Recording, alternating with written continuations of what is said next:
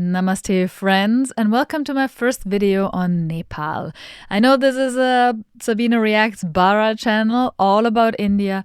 However, Nepal is so dear to my heart and it is so close to India and there's so many Hindus there. I'm sure you don't mind if I cover this beautiful, blessed country too. Yesterday I came across a video which was a bit disturbing. I did not understand. I didn't think much about it, but when I opened YouTube today, whoa, it exploded with news about Kathmandu. I lived in Nepal for almost 2 years, most of the time in Kathmandu, also a little bit outside Namo Buddha, Laudu Gompa, Namche, Bazaar, but mainly Kathmandu, Kopan Monastery, or within Bodha. So, of course, I'm interested in what is going on. And please let me know if you're from Nepal. Please send some greetings. I would love to hear from you. And of course, I send my love and prayers. But yeah, first of all, I need to know what is actually going on. So I found a few videos, the truth behind Nepal's Gen Z protest against the government in Kathmandu. 16 killed in massive Nepal protest. Army deployed water cannons on roads.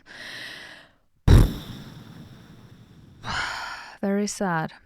Okay, let's dive into it. You know, something big has happened in Nepal right now. And it all started with a ban on social media. Last week, the government of Nepal suddenly blocked 26 major apps. Facebook, Instagram, WhatsApp, YouTube, X, even LinkedIn and Snapchat. Wow. Basically, almost every platform where young people spend their time. Oh, wow. The government has said these companies did not register in Nepal and were not following the rules. At first, people thought, okay, maybe it's just another regulation. But for the youth of Nepal, this was the last straw. Because behind this ban, there is a much bigger story. On Monday, September 8th, thousands of young people, many of them still in school uniforms, came out on the streets of Kathmandu.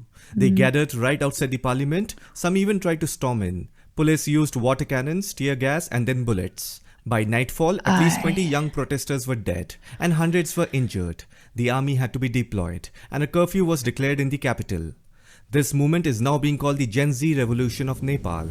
Why? Because almost everyone on the streets was under 28 years old.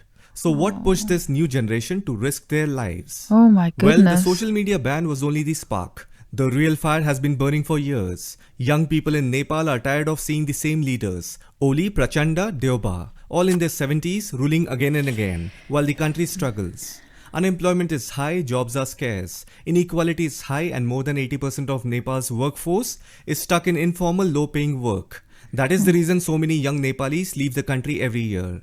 And then there is corruption. Almost every big leader has allegations. Land scams, fake refugee scams, shady commissions, you name it. People say politics in Nepal has become a family business. Nepo kids and Nepo babies were trending online just before the ban. Youth were posting photos of powerful politicians' children, asking how their luxury lifestyles were funded. So when the government blocked Facebook and Instagram, it wasn't just about losing apps. For young people, it felt like losing their voice, their way to express anger, their chance to hold the powerful accountable. The group that organized Monday's protest is called Hami Nepal. Its chairperson said clearly, this is a response to government actions and corruption. And the message on the streets was simple, stop corruption, not social media. Now this is where the real analysis begins. Hami Nepal, what is this organization? Who are the people behind? Always remember this pattern. There is always an NGO, especially foreign-funded ones, are suspected behind any kind of political coup.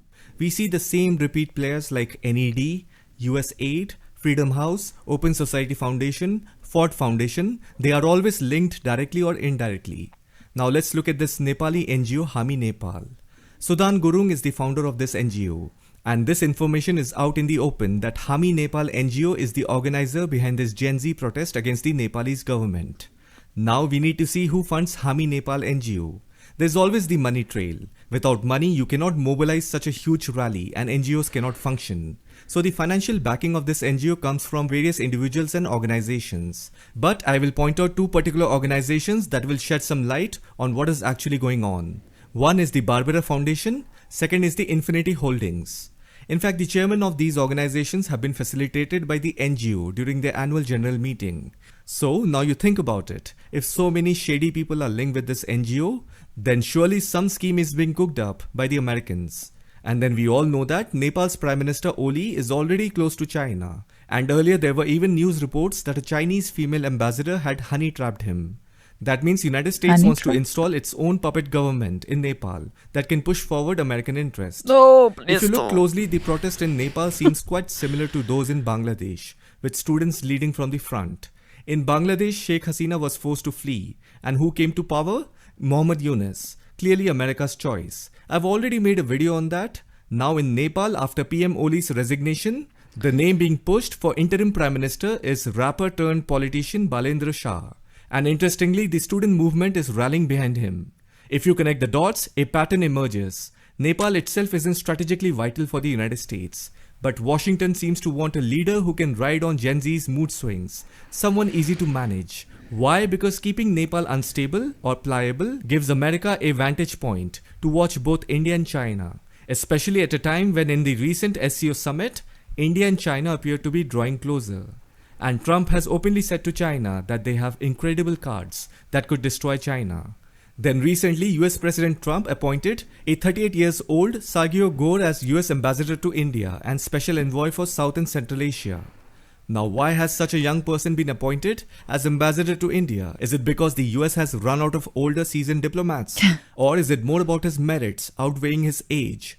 There's a deeper reason. A younger envoy can resonate more naturally with the rising youth population of the Indian subcontinent.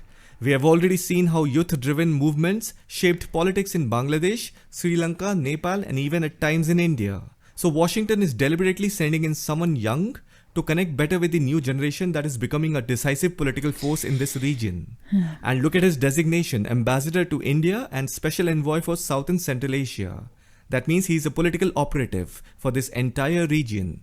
When someone is appointed as US Ambassador to India and simultaneously holds the role of Special Envoy for South and Central Asia, it signals that he isn't looking at India in isolation. Instead, he's treating India as part of a larger regional framework. And what does that mean? When a country is placed inside a regional grouping, rather than treated as a unique standalone partner, then policies, strategies, and even pressures are often applied to the whole group collectively, not tailored individually. So in such cases, a country's interest is being diluted or shaped according to broader US regional objectives, rather than its own specific bilateral relationship. So anyhow, I have showed you by connecting the dots, US wants to install puppet government in Nepal. Prime Minister Oli Sharma has resigned. Nepal and Bangladesh will now have US puppets. CIA plus ISI will definitely use them to trouble India near chicken's neck. And then Bihar election is round the corner. So if you look at this whole situation, you may call it a Gen Z revolution, fighting corruption and demanding change. But if you look deeper, it's not just Gen Z. Behind them stands Gen Y, pulling the strings with international funding. And let's be honest, corruption exists everywhere. So why suddenly this wave of awareness all at once? It's not organic. An existing situation was carefully nurtured and then turned into a massive political game. The irony is those funding these protests are themselves no less corrupt, with vested interest that links all the way back to US foreign policy.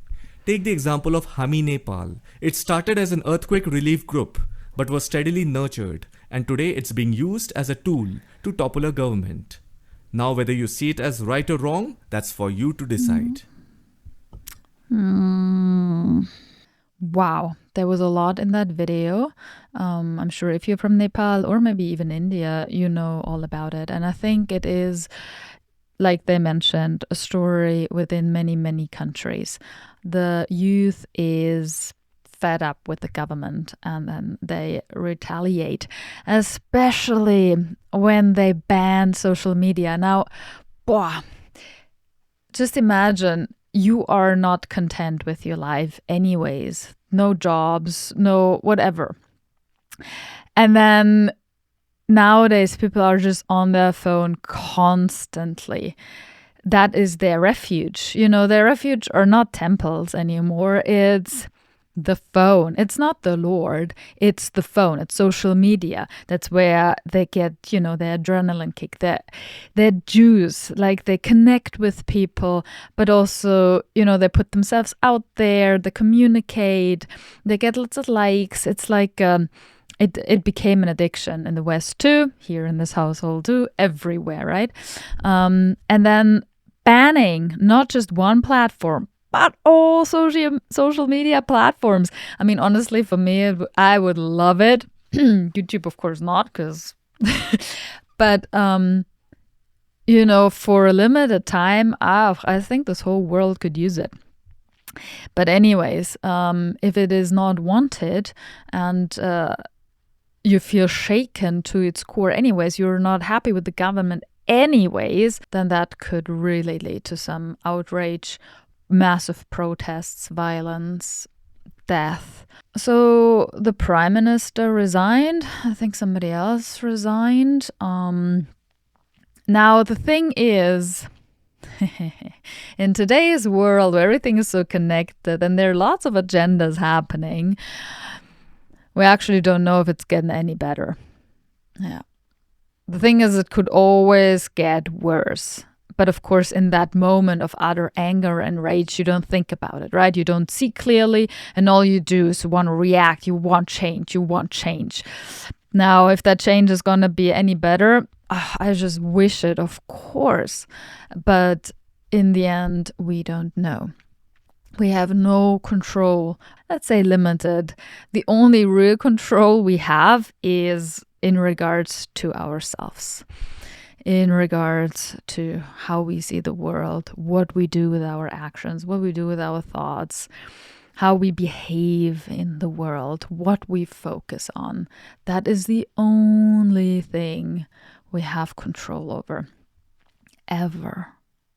And that's also the most important to focus on. And then when you're inspired, you can go on the streets, no problem.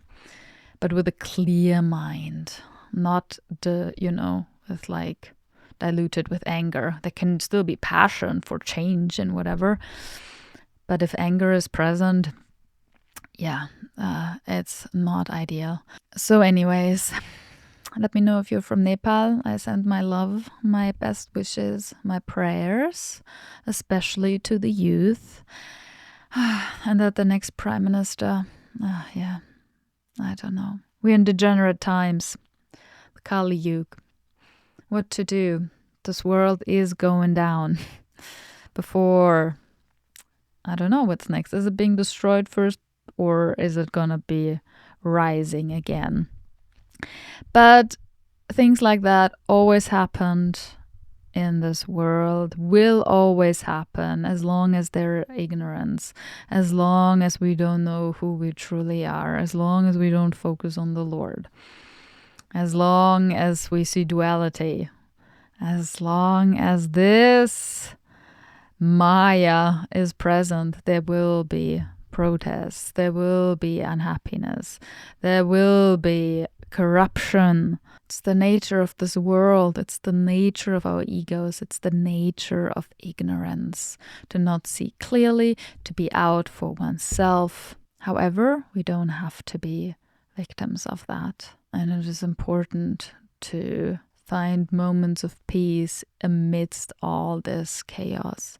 It is possible. It is very difficult, but it is possible. And then from a more peaceful and relaxed mind, we can go out on the streets and we can be wrathful and we can stand up for Nepal and its youth. Not the Nepal pictures, of course, we would love to see, or I would love to see. Not the Nepal pictures I remembered when I was there. It was very peaceful. But there was something going on with India at the time when I was there. Something with the fuel. There was a fuel crisis. A gas crisis.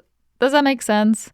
A few years back. I was there 2015, 16, and 17, 18.